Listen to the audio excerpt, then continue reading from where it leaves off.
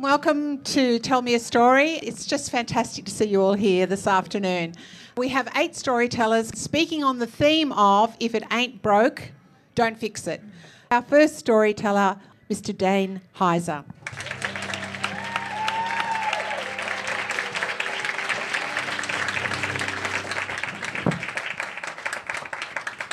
Now, ladies and gentlemen, I have a remarkable, almost superhuman ability to make things way more complicated than they ever need to be.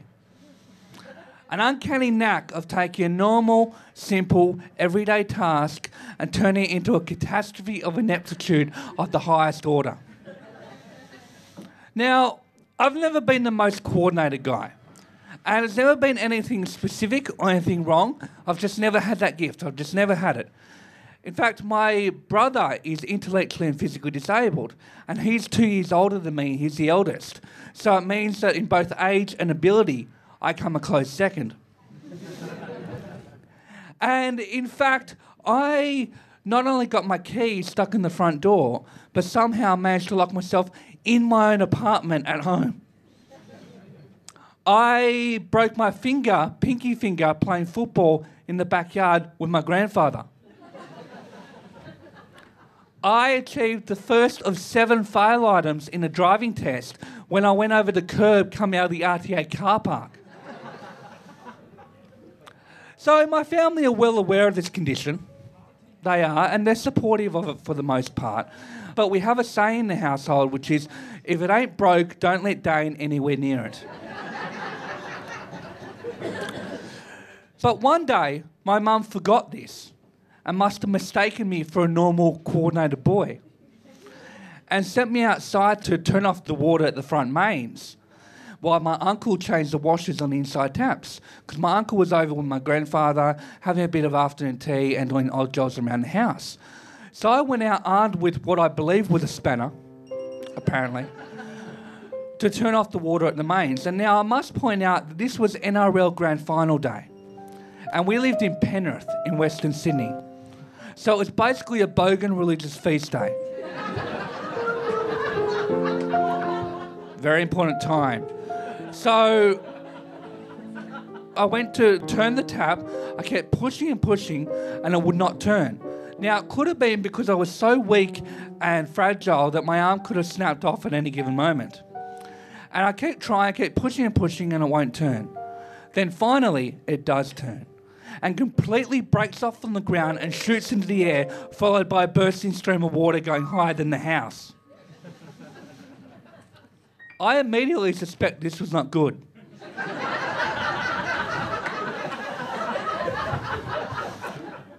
And I call out, "Mum, the tap broke."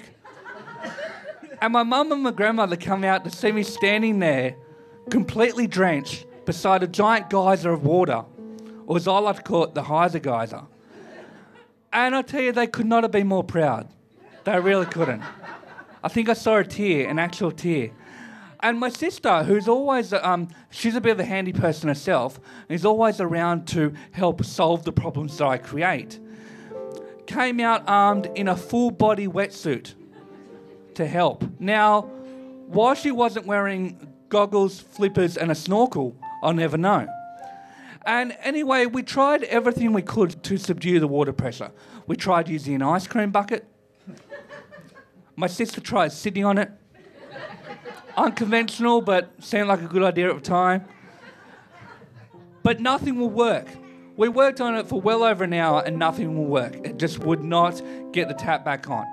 So all the street were out and they were all watching this unfold, and we decided to get a neighbour who was a firefighter in the street to turn on the fire hydrant to lower the water pressure enough so we could put the tap back on. Now, I know what you're thinking. With me around, yes, it is quite fortunate to have a firefighter in the street. So he manages to turn on the fire hydrant and proceeds to flood the street. But we get the tap back on and everything's all right. And my family, my whole street is standing there looking at the wet, muddy front lawns, realising they just missed the NRL Grand Final and quietly plotting how to make my death look like an accident. Which, given my track record and reputation, wouldn't be that hard. Let's face it, it wouldn't be. So everyone goes inside, and my sister goes to have a nice hot shower, turns on the water to find brown, muddy water coming out of the shower head. In fact, every tap in the house had brown, muddy water coming out. In fact, every tap in the street had brown, muddy water coming out. Needless to say, I was forbidden from touching the taps or anything ever again. So, as that saying goes, if it ain't broke, don't let Dane anywhere near it. And on a similar note, let me ask you a question. What do you do if you have less than an hour to pack for a 9-day trip to Perth and you discover that the only luggage bag you have in your place has a broken zip? It won't zip further open and it won't zip closed. It gets stuck quarter along the way. What do you do? Well, like MacGyver would use a broom, a coat hanger and a chopstick to build a military-grade helicopter. You get resourceful, you get creative, and you travel, and the only thing you have in your place that will work, you travel with one of these. A Nana's shopping trolley. Now, why did I have a Nana's shopping trolley? That's not the point. The point is I had a plane to catch. So I packed as much as I could into the trolley, the rest into a backpack, but not my suit. I didn't want the suit to get crushed, and I mean, I'm not an idiot. So I packed that onto a coat hanger and into a garbage bag. And I rushed out of the house with very little time before my flight, like it was really cutting it close. So I rushed up to the desk, all distressed and in a hurry, and the lady goes, okay, sir, do you have any check-in luggage? And I go, as a matter of fact, I do. And I present the trolley. And she gives me a look that can only say, I'm going to have to call security. And as you know, like as you can see, Nana trolleys aren't the most secure of items. They have a loose flap at the top and they're only held together by a bit of Velcro or a bit of rope. So it's not really that secure. So I asked for some tape to tape it up. And she gave me a tape, but weirdly no scissors. Something about me being a threat. And anyway, I go to put the bag on the conveyor belt and she says, no, hold on, no. You can't put it on like that. You have to separate the bag from the frame. And I gave it a go, but because of my aforementioned condition and inability to do things with my hands, I found this quite challenging. And evidently so did she. So she sent me over to the special luggage counter, or as I like to call it, the special needs counter. I went over there and they taped the Nana trolley, the suit bag, up into a giant plastic bag and sent it on to the flight. I narrowly made the flight just in the nick of time. And when I go to collect my luggage at the other end.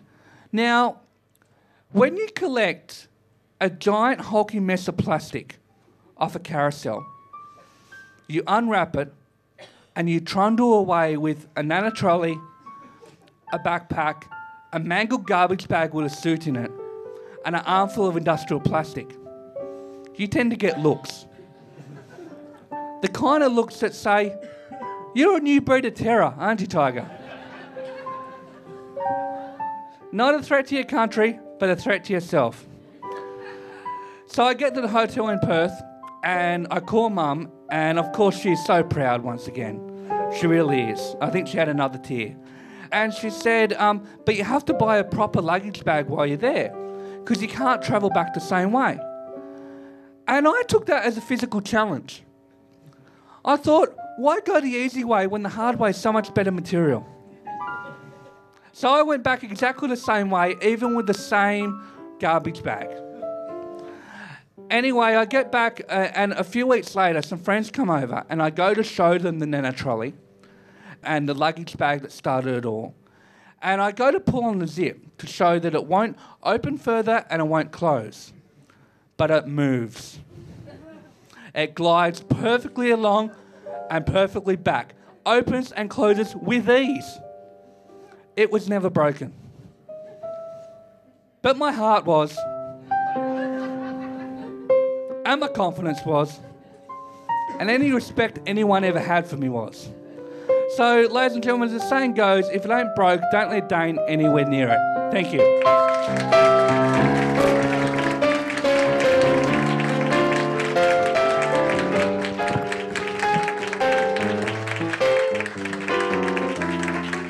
Ladies and gentlemen, Dane Heiser.